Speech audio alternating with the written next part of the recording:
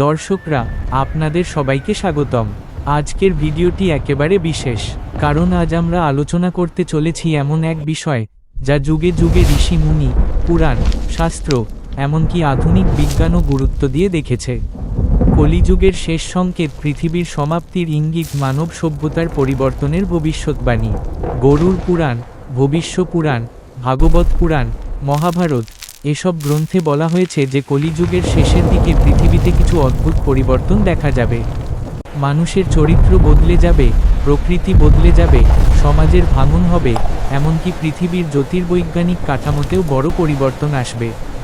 আজকের ভিডিওতে আমরা জানব এই 20টি সংকেতের গুরুত্ব কী, এগুলোর মধ্যে কোন কোন ঘটনা ইতিমধ্যেই ঘটছে, মানব জাতির সামনে কী বিপদ অপেক্ষা করছে, এবং আমরা কিভাবে এই সময়ে নিজেদের রক্ষা করতে পারি। চলে আসুন শুরু করা যাক। গরুড় পুরাণ বলছে, কলিযুগের শেষের দিকে মানুষ ধর্ম শব্দটির অর্থই ভুলে যাবে। ধর্ম মানে সৎ পথ, নীতি, সত্য, মানবতা, নিয়ম এবং ভক্তি সব মিলিয়ে যে জীবনের মূল ভিত্তি, তা ভাঙতে শুরু করবে। আজ কি আমরা দেখি না, মানুষ নিজের স্বার্থে মিথ্যা বলে প্রতারণা করে, দুর্নীতি বাড়ে, অনেকেই ভক্তি আস্থা থেকে দূরে সরে যাচ্ছে। শাস্ত্রে বলা হয়েছে, যেখানে ধর্ম নেই সেখানেই কলিযুগের গতি দ্রুত। এটাই প্রথম সংকেত।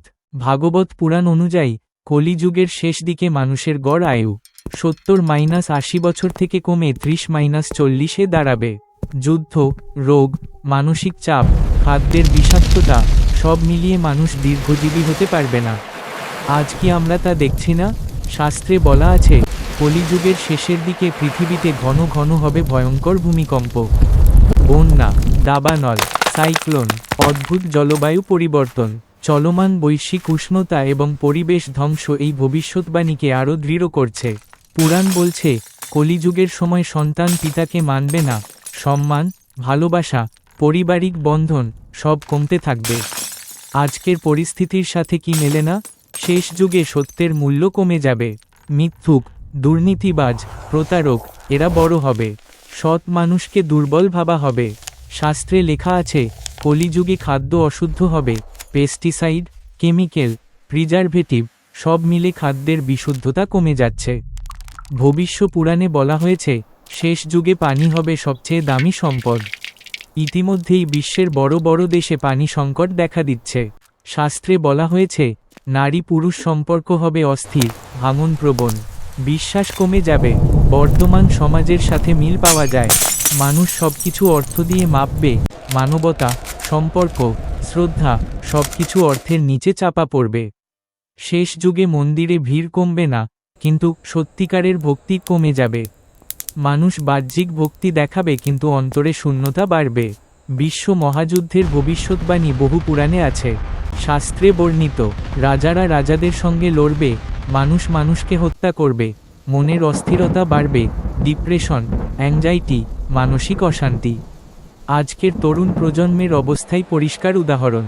পৃথিবী তার ধারণ ক্ষমতা হারাবে, অতিরিক্ত মানুষ, কম সম্পদ, বেশি সংঘর্ষ। শাস্ত্রে বলা আছে, পশু কমে যাবে, প্রাণী হত্যা বাড়বে, আজ তা স্পষ্ট। ভবিষ্য পুরাণে অজানা রোগে মানুষ ভুগবে, কোভিড কি তার এক উদাহরণ নয়? শিক্ষা থাকবে কিন্তু জ্ঞানী মানুষ কমে যাবে। মানুষ জানবে অনেক কিন্তু বুঝবে কম। মানুষ ধর্মের নামে লড়াই করবে, সত্য ধর্মের মূল সন্দর, মানবতা ও প্রেম তা হারিয়ে যাবে। অসুরিক প্রবৃত্তি বাড়বে, হিংসা, অহংকার, কামনা, লোভ সব বাড়তে থাকবে। পুরাণ বলে, আকাশে দেখা দেবে অদ্ভুত আলোক এবং মহাজাগতিক সংকেত। আজ ইউএফও ও অজানা মহাজাগতিক আলো দেখা যাচ্ছে।